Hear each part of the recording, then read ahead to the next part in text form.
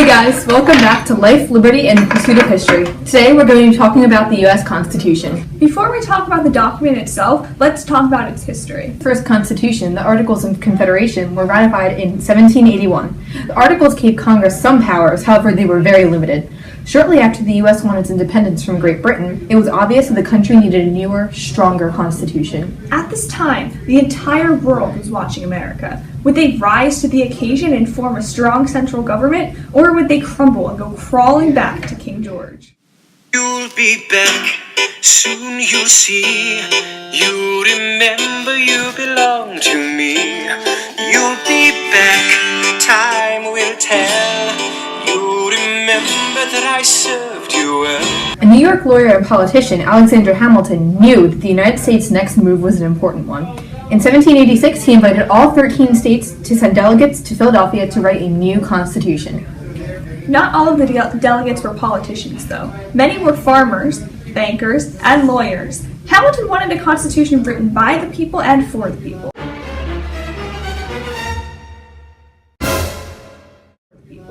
The convention agreed on a final copy of the Constitution in 1787, and George Washington became the first man to sign it. However, the Constitution wasn't ratified yet. The draft stated that 9 states needed to accept the Constitution before it became law, and they did. However, some states, including Massachusetts, were worried because the Constitution didn't give the people certain rights that they wanted, like the freedom of speech, religion, and press. Massachusetts eventually agreed to help ratify the Constitution under the condition that amendments to the Constitution would be made shortly after. An amendment is a written change in the Constitution. About a year after the Constitution was ratified, Congress adopted 12 amendments in the Constitution, and the first 10 are called the Bill of Rights. The Bill of Rights guarantees individual basic rights such as freedom of speech and religion.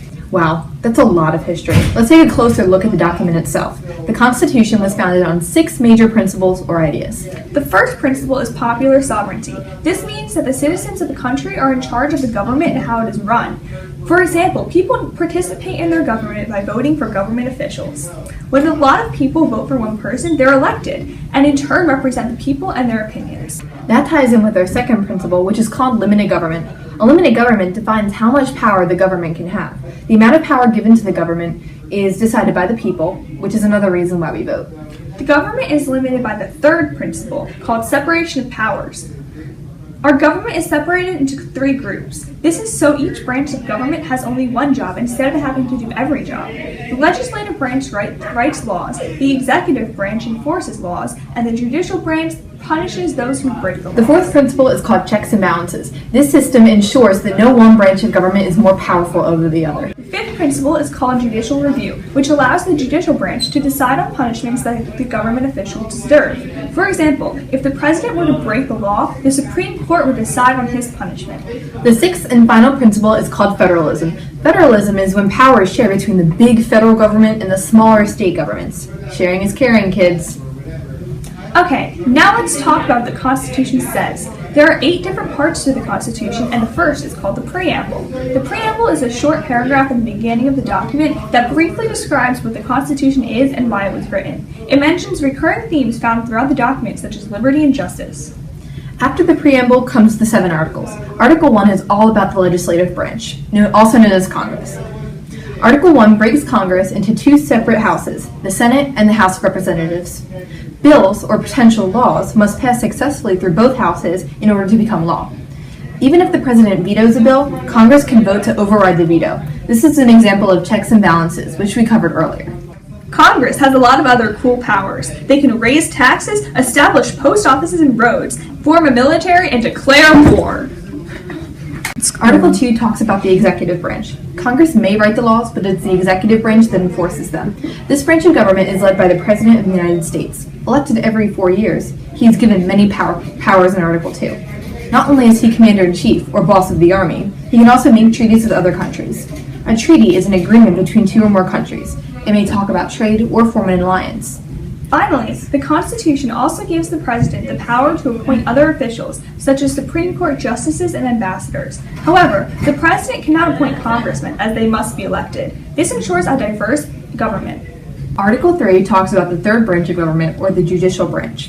When someone breaks the law, the judicial branch is in charge of deciding their punishment. This is made possible by our court system, which is composed of many smaller courts and one large Supreme Court.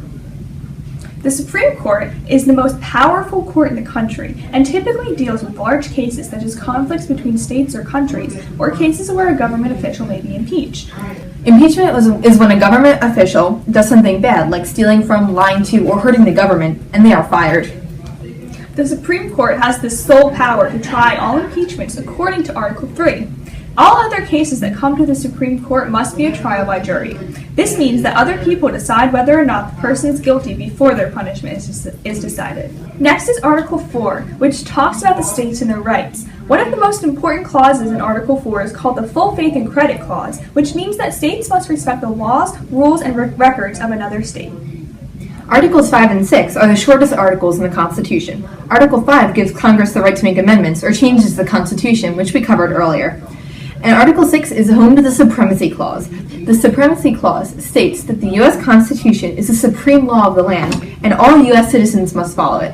Also, all government officials must follow the Constitution and make a promise to support and protect it. Last but not least is Article 7, which declares how the Constitution is ratified. Like we mentioned earlier, 9 states needed to agree to the Constitution before it became law. Well, that's it for this episode of... Hold it! You almost forgot about the mystery document.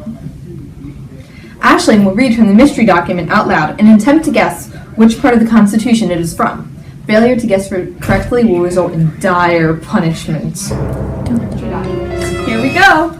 We, the people of the United States, in order to form a more perfect union, establish justice, ensure domestic tranquility, provide for the common defense, promote the general welfare, and secure the blessings of liberty to ourselves and our posterity, do ordain and establish this Constitution for the United States of America.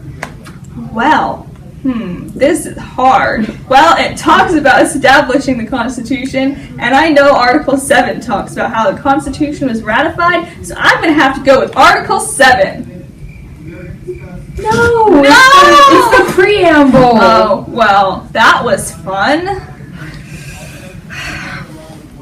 Alright, Aisling, it is time for your dire punishment.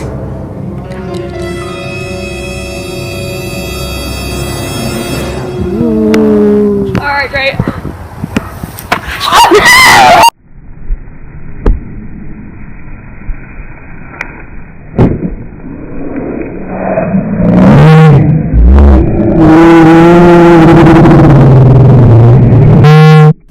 Thanks for watching this episode of Life, Liberty, and the Pursuit of History, and we hope you learned something today about the U.S. Constitution.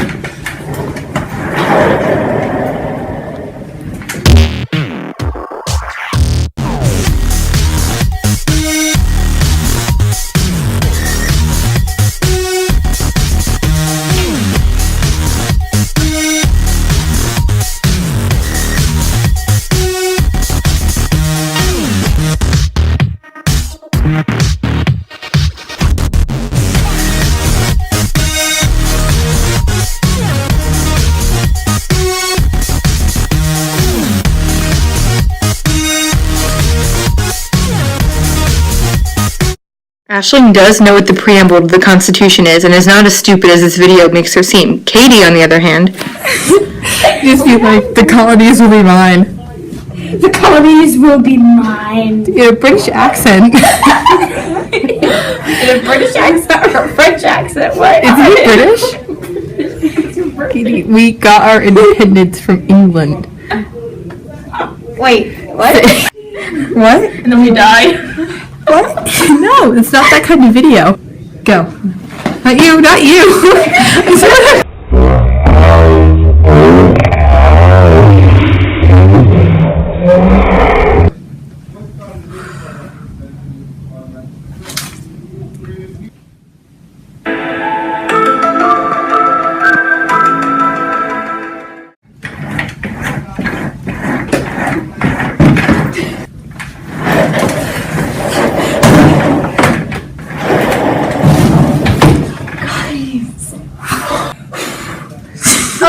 Far less successful than I thought it would be.